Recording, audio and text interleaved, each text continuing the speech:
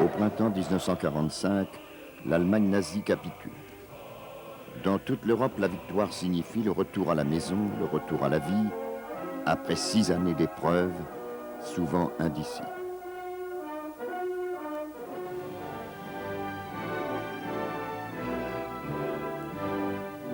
Pourtant, à l'heure où les Alliés se congratulent, un nouveau drame concentrationnaire se joue déjà dans l'ombre. Un drame qui va briser des millions d'hommes et de femmes de toutes les nations.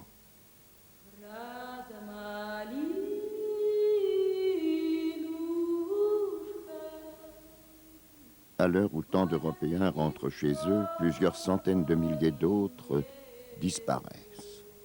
Capturés, puis envoyés en esclavage dans les camps de l'archipel du Goulag pour reconstruire l'Union soviétique. Ils devinrent des Zèques, les déportés, dans l'argot du Goulag. Ils furent secrètement disséminés sur tout le territoire soviétique pour y travailler et y mourir par dizaines de milliers. Les survivants sont les derniers témoins d'un crime contre l'humanité que l'histoire a négligé.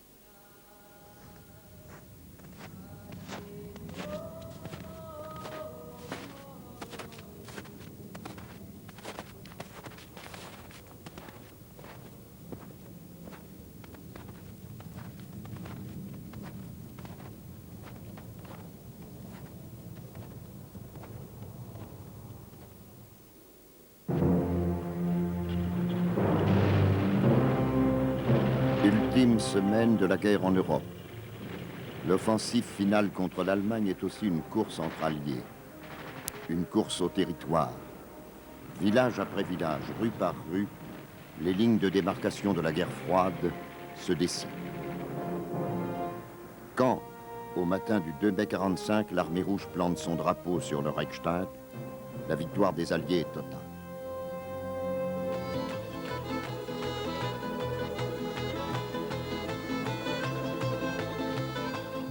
Soviétiques et Américains se retrouvent face à face. Alliés dans la guerre, certes, mais toujours séparés par l'idéologie.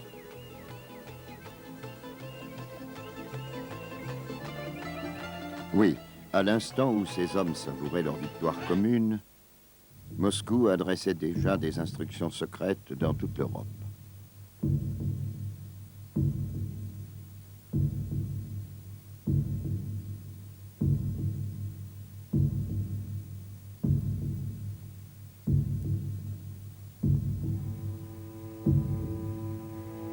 Les hommes du NKVD et du Smerch, le service spécial de l'armée rouge dont le nom signifie « mort aux espions », commencent à kidnapper les étrangers qui se trouvent dans les zones sous contrôle soviétique.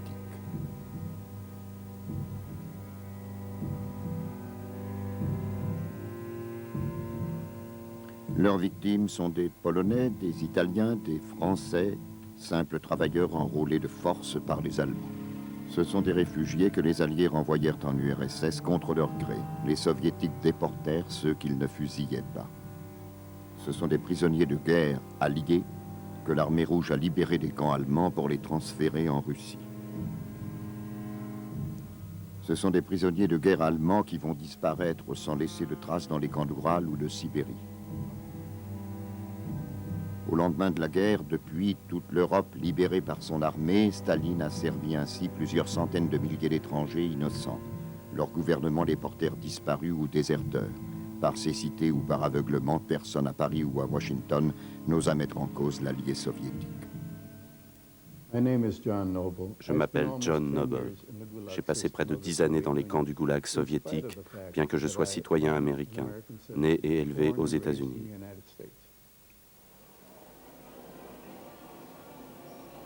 Aujourd'hui, John Noble dirige une usine d'appareils photographiques à Dresde, en Allemagne. En 1922, son père, Charles Noble, avait émigré aux États-Unis, pris la nationalité américaine et fondé une famille. À la fin des années 30, pourtant, sans quitter les États-Unis, Charles Noble acheta une usine photographique dans sa ville natale. C'est ainsi que John, qui naquit et grandit en Amérique, fut surpris par la guerre à Dresde pendant ses vacances. Comme citoyens américains, les Noble furent placés sous protection diplomatique suisse. Ils passèrent la totalité de la guerre à Dresde, assignés à résidence par la Gestapo, attendant anxieusement d'être libérés par les alliés soviétiques.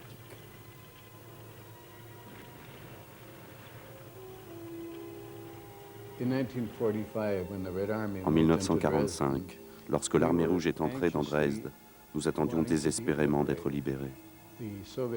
Les troupes soviétiques ont atteint les faubourgs de la ville dans la nuit du 6 mai. Au matin, vers 6 heures, des drapeaux blancs sont apparus dans toute la ville. La ville se rendait. À 8 heures, ils sont entrés dans la ville. Ce fut une scène horrible. Les viols, les meurtres, les tirs, les pillages. Ce qui est arrivé était au-delà de tout ce que nous avions pu entendre ou même imaginer. Nous avons assisté à beaucoup de ces scènes horribles. Ils ont sorti les matelas de la maison de nos voisins dans la rue et ont violé les femmes.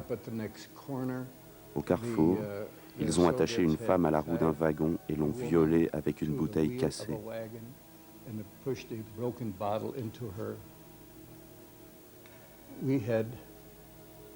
De nombreuses femmes qui travaillaient dans notre usine ont été violées et violées encore jusqu'à 20 fois par jour. À ce moment, notre famille a été épargnée parce que nous avions un drapeau américain qui flottait sur le toit de la maison. Et les Russes craignaient ce drapeau apparemment.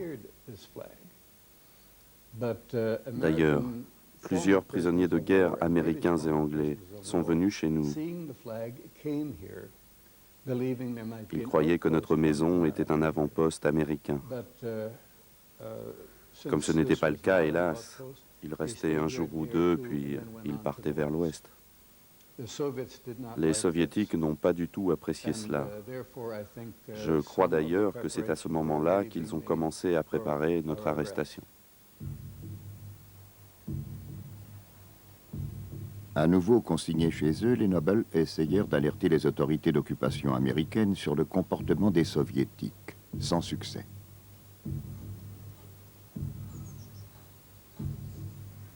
Le 5 juillet 1945, John et son père sont arrêtés et incarcérés dans une prison du NKVD.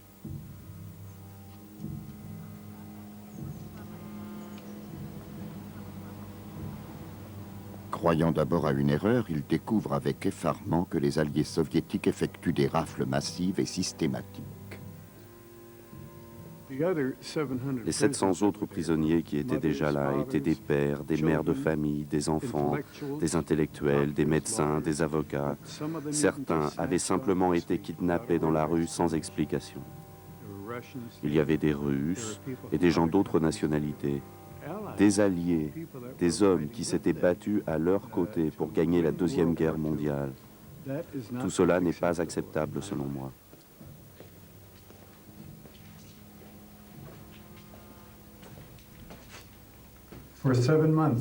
J'ai été enfermé pendant 7 mois dans une cellule comme celle-ci. La seule différence, c'était la couchette métallique qui s'abaissait ici. 7 mois là-dedans, sans mettre un pied dehors. Ce fut insupportable. À partir de mars 1946, je fus chargé d'enregistrer chaque prisonnier. S'il mourait, s'il était exécuté, il me fallait tenir les registres. Pendant les interrogatoires, la torture était immense. Hommes, femmes, parfois même des garçons et des filles, leur dos, leur cou, jusqu'aux hanches, ce n'était plus qu'une bouillie de sang et de lambeaux de chair. Leur tribunal se réunissait tous les 2 jours. Il y avait des condamnations à mort. Ils étaient extraits de leurs cellules et amenés dans le quartier des condamnés à mort. Ils étaient amenés dans le couloir, là-bas, et devaient se déshabiller. C'était mon travail de ramasser leurs habits pour les apporter dans les cellules où l'on en avait besoin. Puis, les prisonniers étaient conduits vers l'autre aile de la prison. Il leur ordonnait de tourner à droite, à gauche, et ainsi de suite, jusqu'à ce que l'officier leur tire une balle dans la nuque. Ensuite, les corps étaient entassés dans une fosse. Nous devions rouler un fût d'essence que nous versions sur les corps pour les brûler. 21 000 dossiers me sont passés entre les mains pendant le temps où je tenais les registres. De ces 21 000 prisonniers, seulement 15 êtres humains ont été relâchés. Un matin de septembre 1946, John et son père furent emmenés à Buchenwald, symbole de l'horreur nazie libérée par les Américains. Buchenwald, que la population allemande avait visité sur ordre personnel du général Eisenhower, qui en était sorti bouleversé au-delà des mots. Buchenwald, que les soviétiques n'hésitèrent pas à réouvrir, comme Sachsenhausen, Grodno et d'autres camps nazis encore.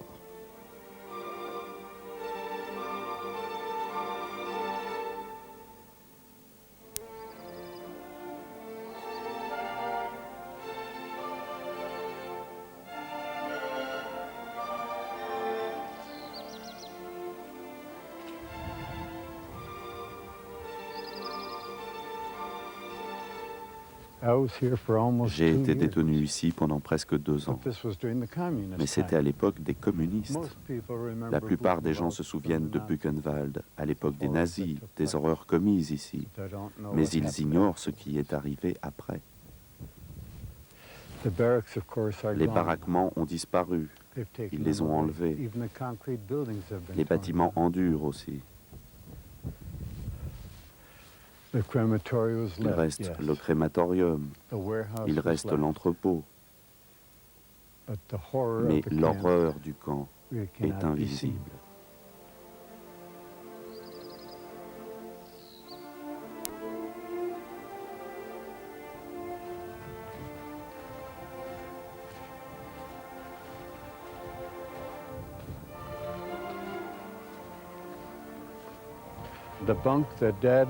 C'est ici que nous dormions, mon père et moi, juste ici. Ceci, c'est du gravier que nous avons fait. Mon père et moi, nous prenions les pierres, nous les tournions à la main jusqu'à pouvoir les broyer d'un coup de marteau.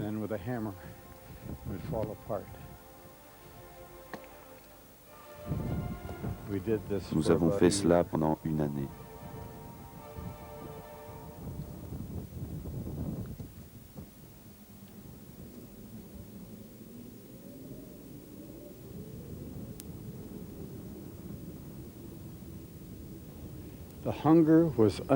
La faim et la maladie étaient incroyables.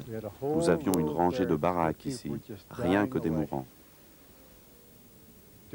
Nous avons enterré près de 10 000 prisonniers pendant que j'étais détenu ici. 10 000 personnes venues du monde entier, abandonnées, oubliées par leur gouvernement.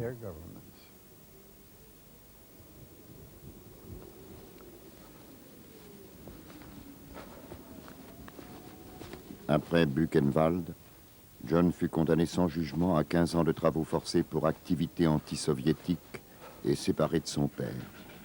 Convaincu d'être devenu un témoin gênant, il pensait ne jamais revenir du terrible transport qui l'amena brisé à Vorkuta.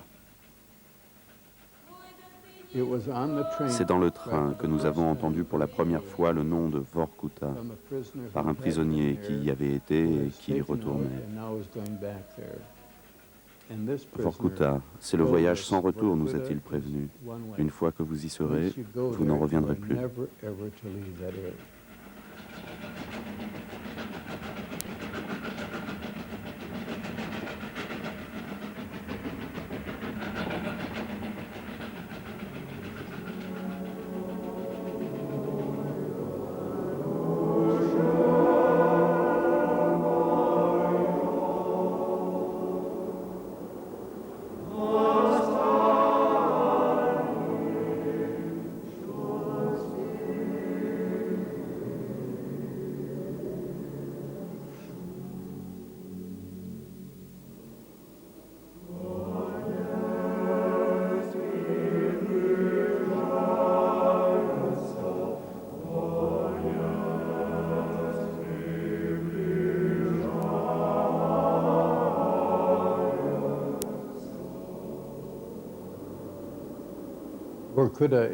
Ce nom, Vorkuta, est probablement le mot le plus redouté du peuple russe.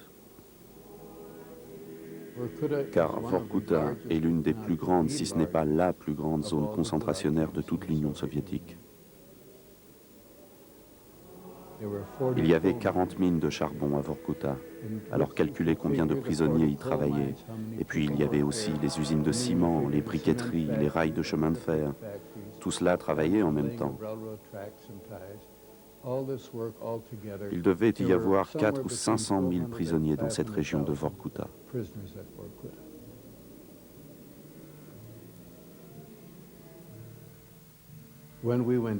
Quand nous descendions à la mine, il me semble que chacun s'attendait à ne pas revoir le jour.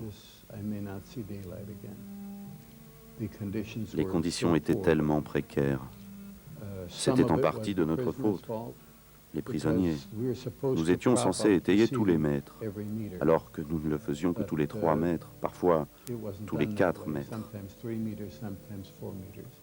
Et c'est pour ça que les galeries s'effondraient. Et quand elles s'effondraient, personne ne tentait de secourir ceux qui étaient dessous. Ils y restaient.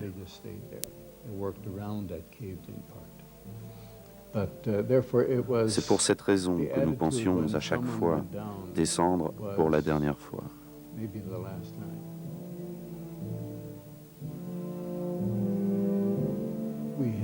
Nous devions impérativement produire un quota de charbon. Pour ceux qui travaillaient au fond, c'était 17 tonnes. 17 tonnes. Autrement dit, c'était impossible de l'atteindre.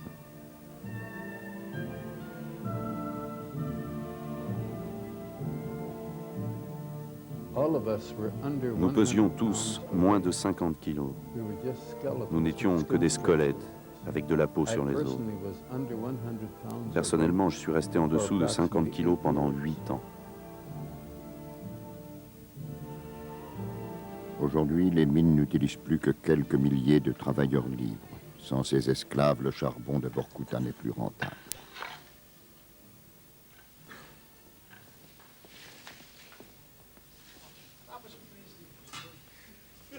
Friedrich Kahn a 74 ans. Allemand d'origine, il vivait en Union soviétique avant-guerre lorsqu'il fut raflé avec toute sa famille. Si une internationale a jamais fonctionné au pays de Lénine, dit-il, ce fut celle du Goulag.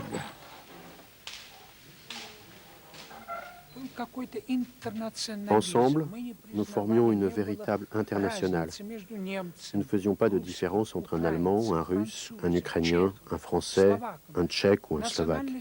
La nationalité n'influait pas dans le traitement que nous recevions, car les conditions étaient terribles. Moralement d'abord, nous étions brisés, ignorant les motifs de notre condamnation, ignorant ce que nous avions bien pu faire pour être aussi durement punis dans une région aussi hostile.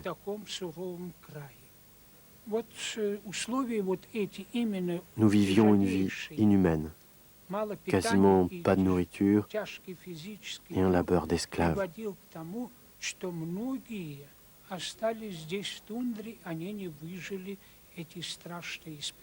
Seuls les plus résistants ont survécu à ces conditions qui ont fait périr tant d'entre nous, ici, dans la toundra.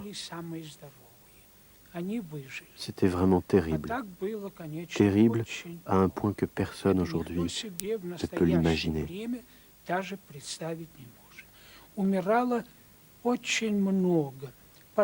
Chaque jour, nous avions 6 ou 7 morts. Nous les enterrions, tout nus, dans des fosses communes. Ils étaient si décharnés que nous avions peine à croire qu'ils bougeaient encore quelques heures auparavant.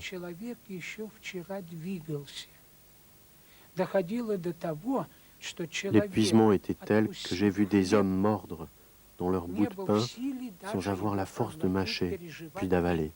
C'est ça le plus terrible.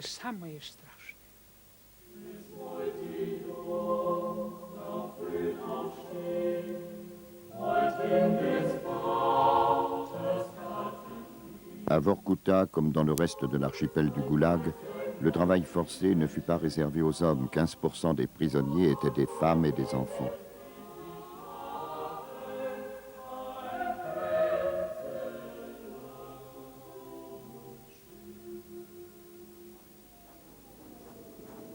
Depuis sa déportation, Praskovia Vasoul n'a jamais revu son pays natal, l'Albanie. C'était ici notre camp. Nous étions très nombreuses, 15 000 femmes, peut-être plus.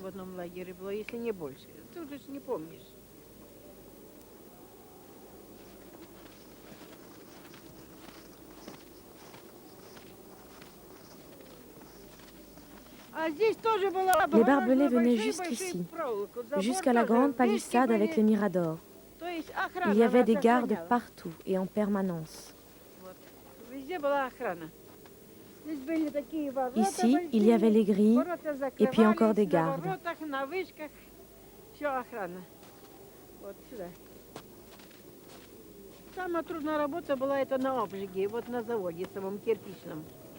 Le travail le plus dur, c'était ici, la fabrique de briques.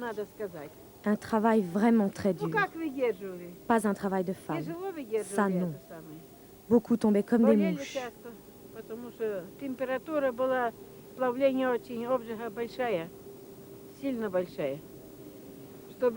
La température de cuisson était très élevée.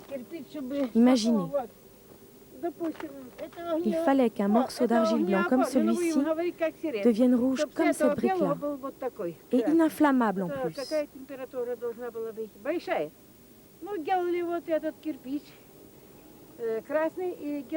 Avec le froid dehors et avec cette fournaise, non vraiment, c'était vraiment pas un boulot pour les femmes.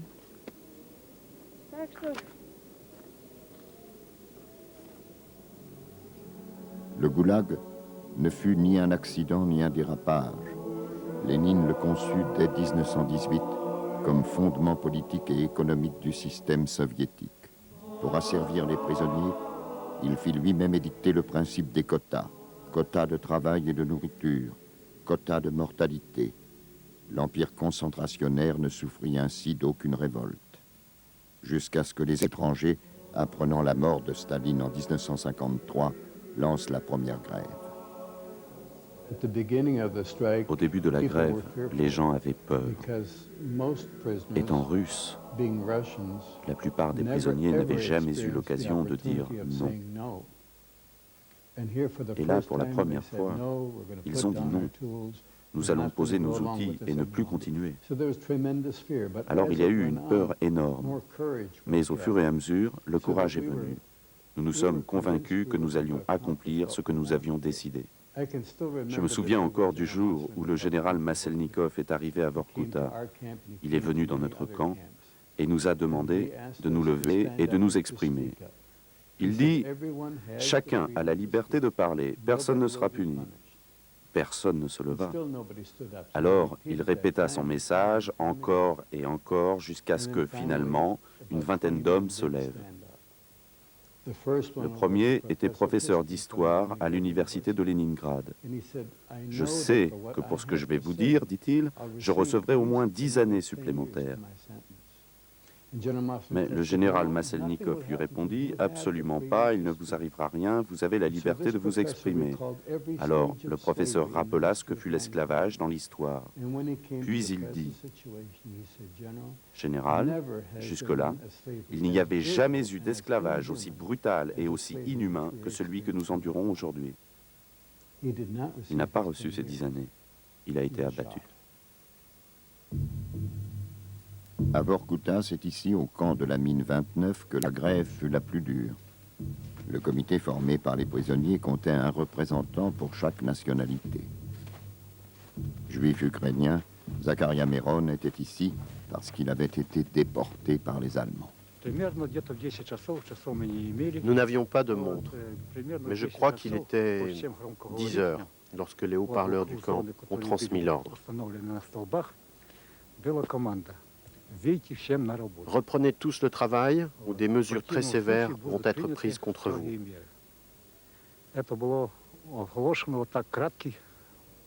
Nous avons évidemment refusé de nous soumettre.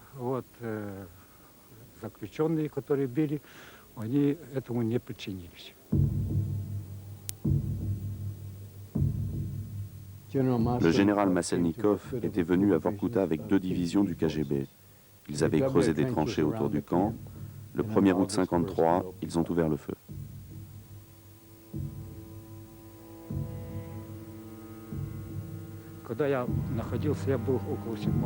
J'étais à côté de la baraque numéro 7. Après, quand ils nous ont fait sortir, les mains derrière la nuque, je suis passé le long des 2 baraques de l'administration. Et là, mes cheveux se sont dressés sur ma tête. Il y avait une montagne de cadavres haute de 3 ou 4 mètres.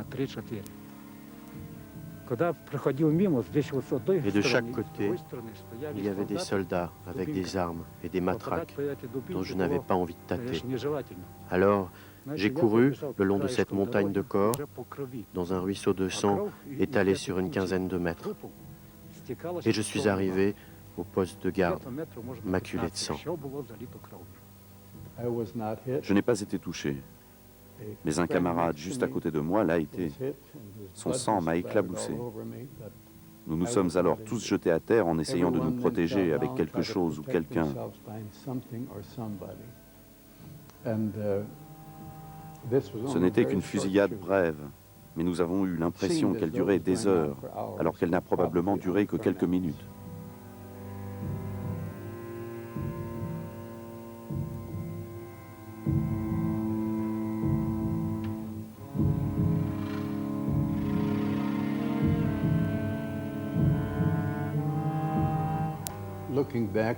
Quand je pense à cette rébellion, elle m'apparaît comme un événement de première importance.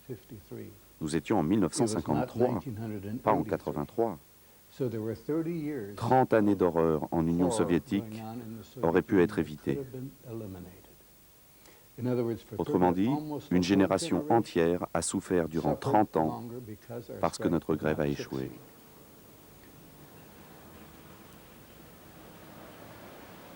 La grève de 1953, conduite par les étrangers, apparaît aujourd'hui comme la seule tentative intérieure et déclarée de renverser le régime soviétique. D'où la chape de secret qui entoura l'internationale du Goulag jusqu'à la disparition de l'URSS. L'origine, les preuves de la politique de déportation des étrangers, les instructions données en ce sens par le Politburo, tout cela est conservé à Moscou dans les archives, comme ici, à l'ancien institut Marx Engels.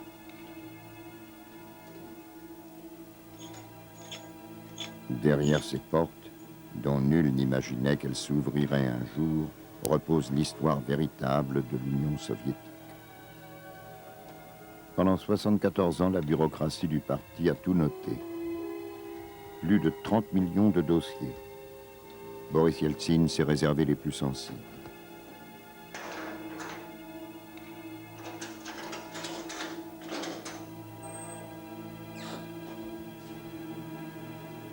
Dans cette pièce, les papiers personnels de Lénine. Celui-ci est une véritable bombe historique.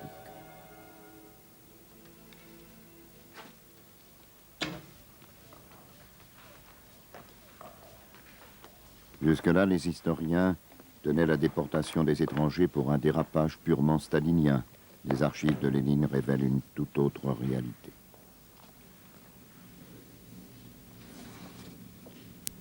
Ce décret classifié « divulgation interdite » a été pris en 1919. Il ordonne la déportation vers des camps de concentration de tous les ressortissants des États bourgeois jugés hostiles. Il est signé Vladimir Ilitch Ulyanov, le vrai nom de Lénine, et contresigné Félix Dzerzhinsky, fondateur de la Tchéka, l'ancêtre du KGB. Les mesures d'application listent les pays visés: France, Tchécoslovaquie, Grande-Bretagne, États-Unis, Finlande, Canada, Australie, Japon, Pologne, Chili et beaucoup d'autres. En 1919, alors que d'une main il créait la Troisième Internationale pour que tous les communistes du monde poursuivent sa révolution, Lénine, de l'autre main, ordonnait à sa police secrète la déportation de ces mêmes étrangers. Au début des années 20, la révolution triomphe au prix de 10 millions de morts. La Russie est exsangue. Pour prouver au monde la validité de son système, Lénine lance le socialisme industriel. Le pays doit être électrifié au plus vite, des chemins de fer construits, des mines de charbon ouvertes. Les rafles et arrestations systématiques fourniront la main-d'œuvre. Aux yeux du parti, le goulag revêt dorénavant un double avantage. Mettre tous les suspects dans des camps, les utiliser comme esclaves au profit du socialisme industriel.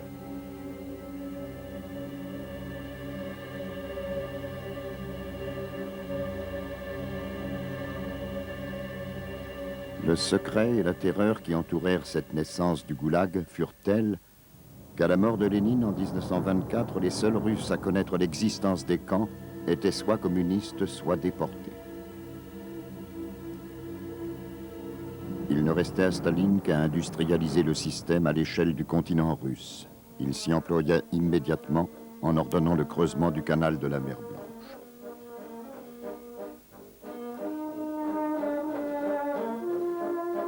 Comme aux galères, des fanfares couvraient le bruit de la souffrance. Des cinéastes amis furent invités à filmer ce triomphe du parti. 250 000 prisonniers périrent sur le chantier. Beaucoup furent enfouis directement dans l'ouvrage.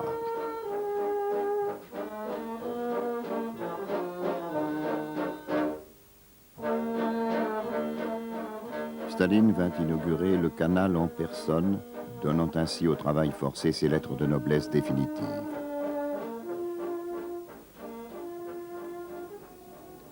À compter de cet instant, les camps poussèrent partout comme des champignons, alimentés par un flux constant de déportés originaires de partout.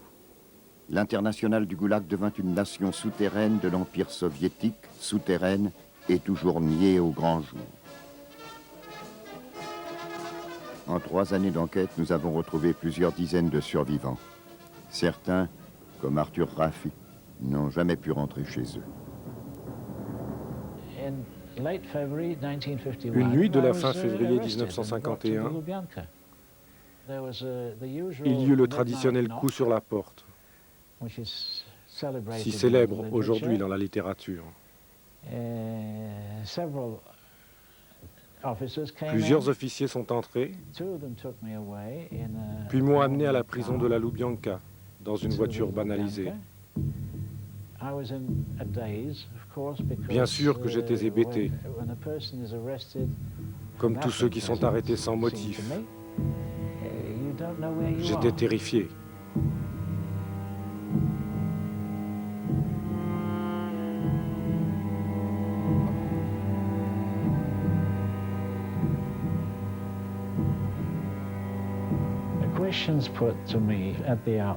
Au début, ils m'ont dit que j'étais un espion. Parce qu'à leurs yeux, aux yeux du KGB ou du MGB, tous les étrangers, communistes ou non, étaient des espions.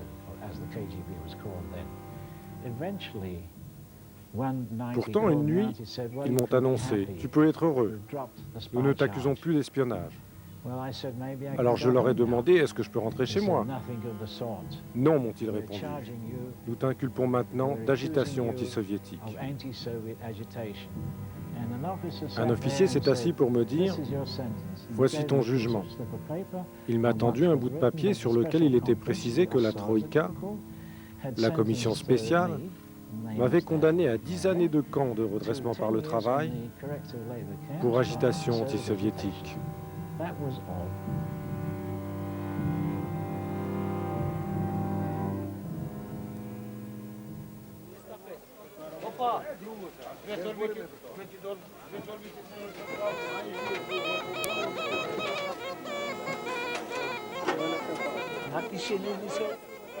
Vera Fotieva a 70 ans. Elle vit en Macédoine. Pendant la guerre, elle combattit dans la résistance grecque contre l'occupant allemand. Communiste sincère, elle s'engagea totalement dans la guerre civile de 1948. Il s'agissait de prendre le pouvoir en Grèce. Lorsque les partisans communistes grecs, pourtant soutenus par l'URSS, furent vaincus, Vera et ses camarades espéraient être secourus par Moscou. Ils furent arrêtés par le NKVD. Leur histoire symbolise exactement la tragédie de dizaines de milliers de communistes européens avant et après-guerre.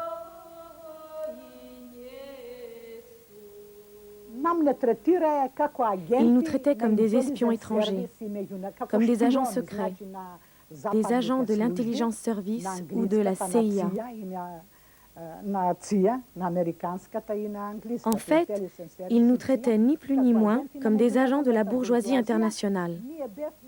Imaginez, nous étions communistes et nous avons été arrêtés par des communistes. Et nous avons été jetés dans des prisons communistes. Nous étions des communistes grecs et c'est le parti bolchevique qui nous a emprisonnés. Ce fut une véritable tragédie.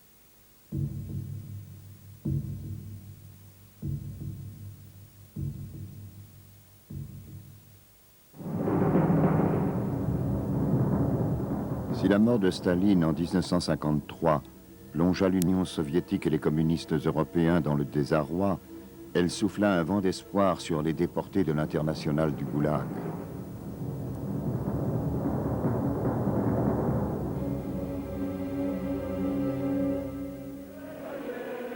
Khrouchtchev décréta la déstalinisation et libéra la plupart des étrangers survivants, plus de 200 000 personnes. Mais les durs du parti et du KGB mirent rapidement fin à la clémence du successeur de Staline. Le Goulag perdura jusqu'à Gorbatchev, qui attendit 1986 pour décider de son démantèlement.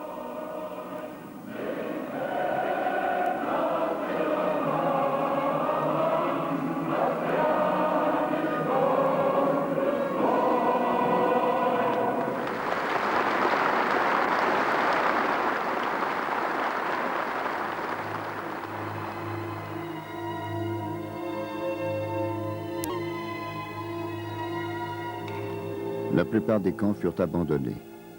Un chapitre essentiel de l'histoire s'achevait sur la question terrible lancée par Andreï Sakharov. Faut-il pour autant tourner la page?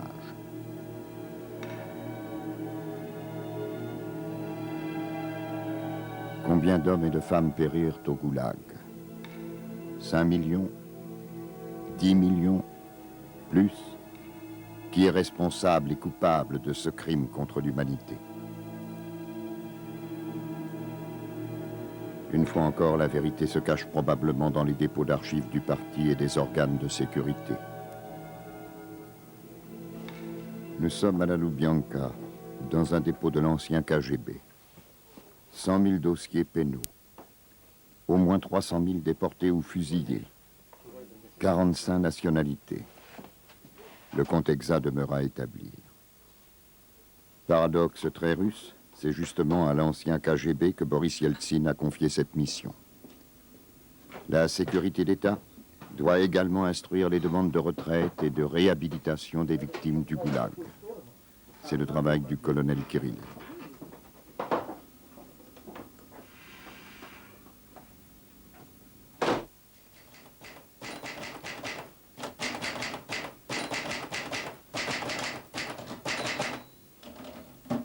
Toujours dans le centre de Moscou, à quelques rues de la Loubianka, voici le siège de Mémorial, l'association de lutte pour les droits de l'homme fondée par Andreï Sakharov.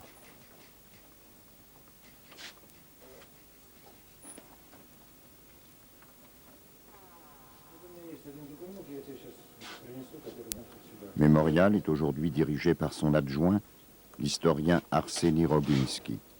Il fut libéré en 1985 avec les derniers prisonniers politiques. Le KGB lui reprochait déjà son travail sur l'histoire de la répression. Nous avons toujours su que la vérité se trouve dans les archives. Pas toute la vérité, bien sûr, mais une bonne part. En fait, notre combat pour la vérité historique commencé sous la perestroïka s'est transformé en bataille pour les archives. Certaines sont accessibles, mais la plupart restent fermées. C'est notre handicap principal pour découvrir la vérité.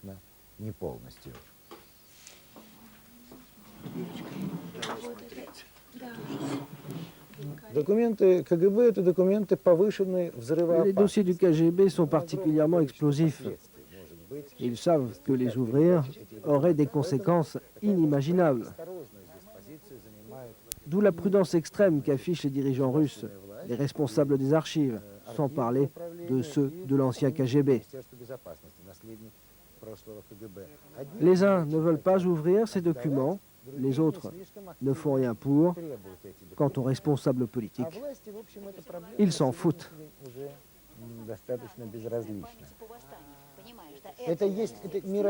Le monde devrait avoir accès à ces archives. Elles appartiennent à la mémoire de l'humanité. Il est monstrueux qu'aujourd'hui, seule une infime partie, un dixième de ces dossiers soit accessible. La porte s'était entrouverte. Maintenant, elle se referme.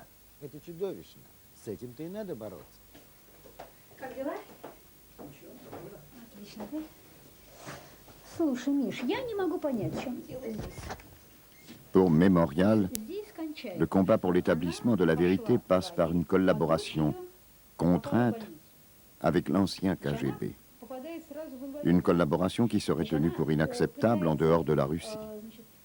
Mais comment faire autrement dans ce pays où les supérieurs du colonel Kiriline conservent le contrôle exclusif des preuves de leurs crimes? Ces fameuses statistiques toujours classifiées qu'Arseny Roginsky dispute une par une au service de Boris Yeltsin. Les perspectives qu'elle donne à l'international du Goulag sont saisissantes.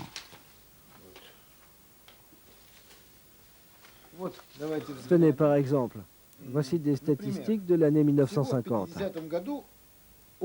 L'ensemble des organes de sécurité avait arrêté 57 000 personnes sous prétexte d'espionnage. Regardez cette liste. Des Anglais, des Yougoslaves, des Tchèques, des Albanais, des Serbes, des Suédois, Français, Polonais, Allemands, Roumains, Iraniens, des Afghans, des Chinois, des Japonais, des Coréens, des Grecs, des Turcs, des Danois, des Belges et un Suisse. Qu'était-il venu faire ici? La détention est toujours dure, mais pour un étranger, dans une prison étrangère où tu es entouré de détenus, de gardiens, de gens de l'administration qui savent pertinemment que tu n'es qu'un cadavre ambulant, que tu ne reverras jamais plus ton pays, la Roumanie, la Pologne ou la France, oui, cela est proprement effrayant.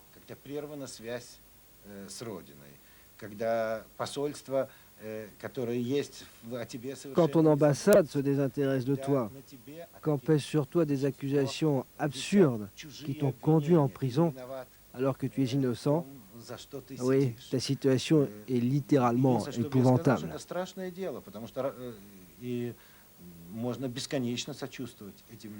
Et nous ne pouvons que compatir car dans le fond, nous étions dans nos camps, dans notre pays.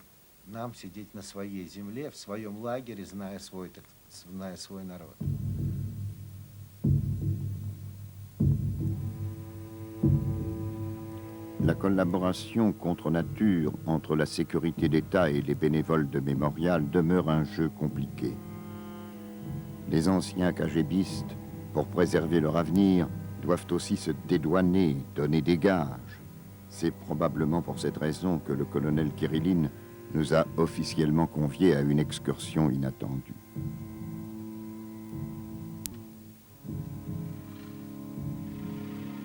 Voici ce que les Russes appellent les territoires réservés. Depuis les années 20, la nomenclatura qui dirige le pays vit ici à l'abri du peuple, sous l'œil du KGB.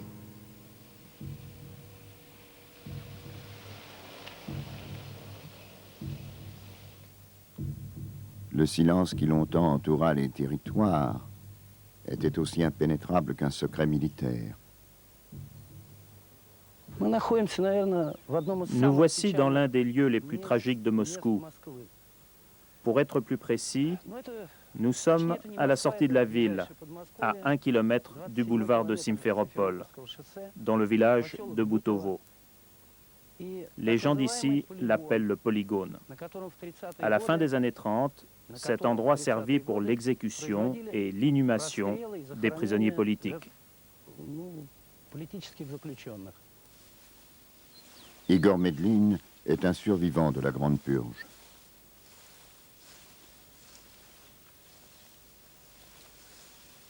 Je n'avais encore jamais été autorisé à venir ici, dans ce lieu d'exécution massive dont nous ne savions rien jusque-là.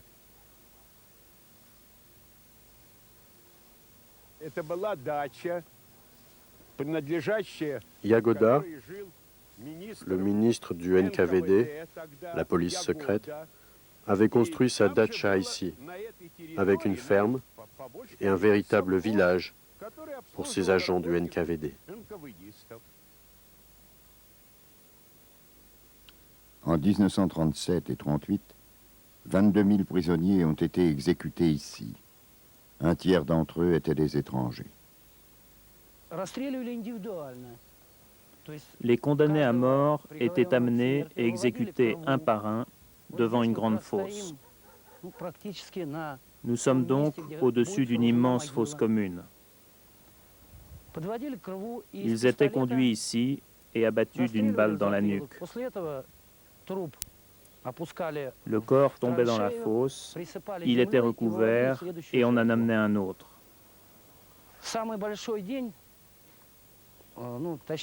Au plus fort des exécutions, il y a eu jusqu'à 400 prisonniers abattus chaque jour.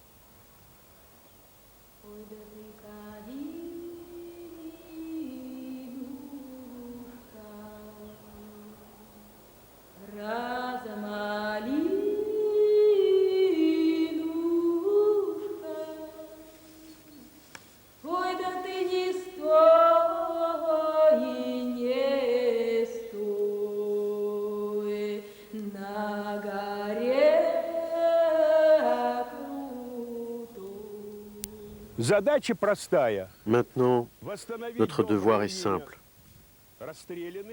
Nous devons honorer la mémoire de ces oubliés, pour leurs familles, pour que le monde connaisse enfin le sort tragique de ces dizaines de milliers de gens.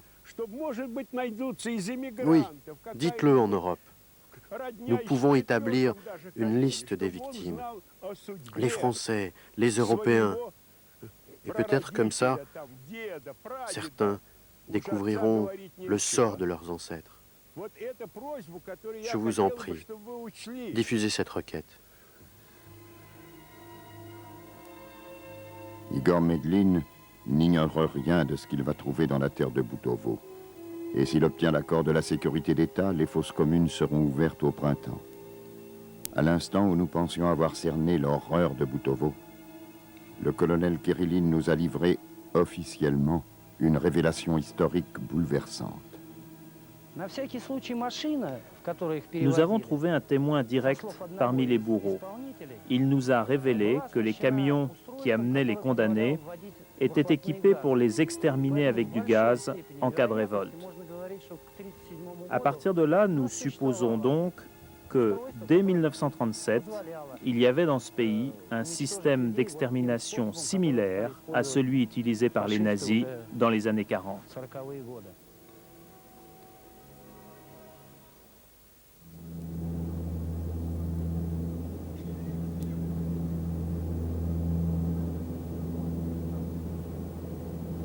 Moscou n'est pas la Russie. Le travail de mémorial prendra des années, car il faut aussi aller recueillir les témoignages des survivants du goulag. C'est ce que fait Nicolas Morozov, qui s'est spécialisé dans la recherche des étrangers.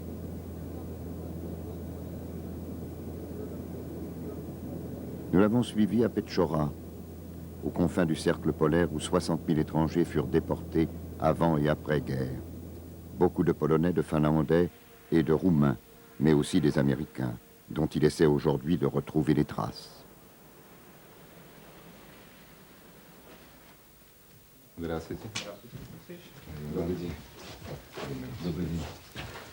Так, у меня один вопрос. Значит, Олег Иванович, что-нибудь новенькое есть по американцам? Знаешь, ведь я занимаюсь этими делами. Да, я давно не видел тебя, и вот давно у меня была мысль связаться как-то и поставить известность о том, что мы здесь делаем, что мы находим. Да, действительно, я занимаюсь вот этим архивом, вот, значит, наткнулся на один интересный документ. У меня есть ксерокопия документа. Интересно. Смотри, пожалуйста. И в нем говорится о американце. Туровский Франк Людвигович, американец. Да. Очень интересно. Значит, может быть, так договоримся, Олег Иванович. Я вам этот списочек дам, вы его перепишете. И вдруг, если что-то всплывет, какие-то факты, свидетельства, значит, надо будет брать на карандашик и тогда вместе работать. Да, я согласен. Так Хорошо. мы поступим, да. Спасибо.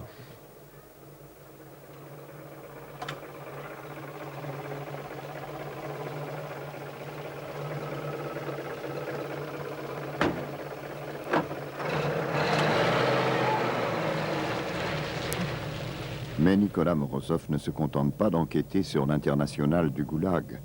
Comme les chasseurs de criminels de guerre nazis, il essaie de localiser les responsables des camps.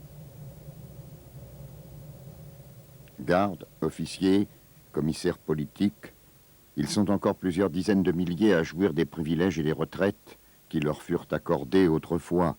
À ce jour, personne ne leur a jamais demandé de rendre des comptes. Bien sûr qu'il en reste beaucoup. Non seulement ces hommes bénéficient d'une retraite spéciale, mais aussi de leurs anciens privilèges.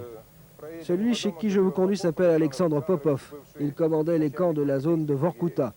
C'est ici, rue Internationale. Je ne vous accompagne pas.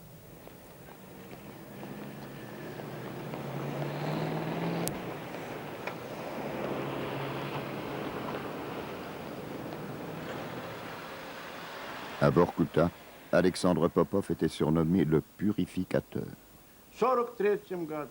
Je suis entré au parti en 1943, pendant la guerre. Je viens donc de célébrer mes 50 années comme militant du parti. Et je n'ai jamais trahi l'idéal du parti, à savoir les travailleurs d'abord. Communiste j'étais, communiste je suis, communiste je resterai. Pour nous, les choses se présentaient simplement. Il y avait des criminels, ils avaient été jugés et condamnés. Il fallait bien les faire travailler. C'était une sale besogne que nous n'avions pas choisie. Nous étions affectés contre notre gré. Et ce n'est pas facile d'en parler après coup. Je ne peux que me répéter. Nous ne comprenions pas le cauchemar qui se déroulait sous nos yeux. Bon ou mauvais, nous exécutions les ordres, aveuglément. Ce n'était pas aussi simple que vous l'imaginez. N'oubliez pas que nous étions fiers de ce que nous faisions à l'époque. Oui, fiers. Quelle confiance nous avait été accordée. Et brutalement, la chute. La gêne d'avouer notre métier. Humainement, ce fut très difficile à vivre.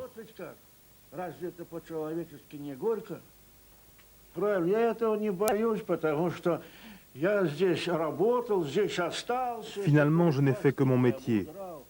Je n'ai pas changé depuis. Je vis toujours ici et j'ai la conscience tranquille. Non, je n'ai rien à me reprocher.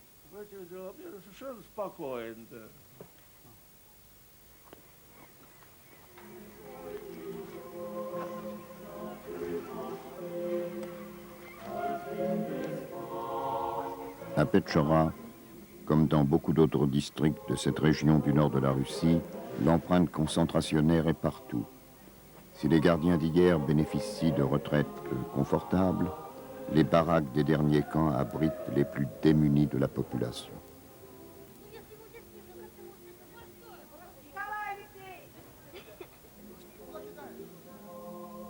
Parmi eux, d'anciens déportés qui ne purent jamais rentrer chez eux, des Russes mais aussi des étrangers. Nous disposons d'éléments comme quoi environ une douzaine d'étrangers vivent encore dans cette région de Komi. Il n'est pas exclu que des Américains, des Français, des Italiens et d'autres soient encore ici.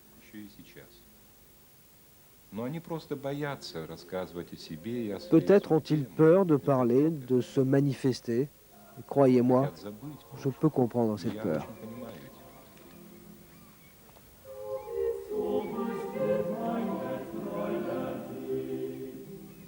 Récemment, une suite d'indices et de témoignages conduisirent Nicolas à cette maison. C'est ici que survit Nit Nagai, un Japonais de 88 ans.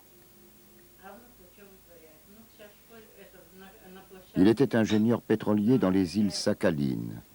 En 1933, il fut arrêté à Moscou, où il s'était rendu pour un congrès professionnel, et déporté au goulag polaire. Nationalité et passeport lui ont été supprimés. Interdiction lui fut imposée de parler dans sa langue natale qu'il a finalement oubliée. 60 ans après, Nit ignore toujours les motifs de sa condamnation. Et ce n'est que l'année dernière qu'il a pu renouer contact avec sa famille, qui le croyait mort depuis longtemps.